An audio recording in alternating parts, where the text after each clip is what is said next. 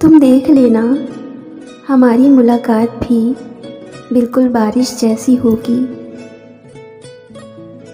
जिसमें सावन के इंतज़ार जैसी थोड़ी सी तड़प होगी और बूंदों के जैसी थोड़ी सी चमक होगी।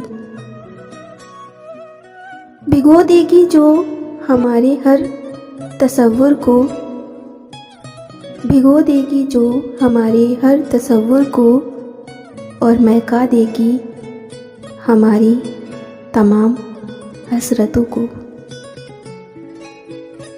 हमारी हर धड़कन को जो एक नई साज देगी और बूंदों से निकला कोई नया संगीत देगी।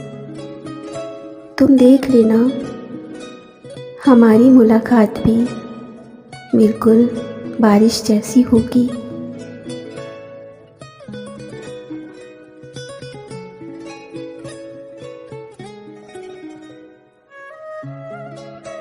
अपनों ने अकेला इतना कर दिया कि अब अकेलापन ही अपना लगता है। चाहे कितना भी किसी को अपना बना लो, वो एक दिन आपको गैर महसूस करा ही देता है।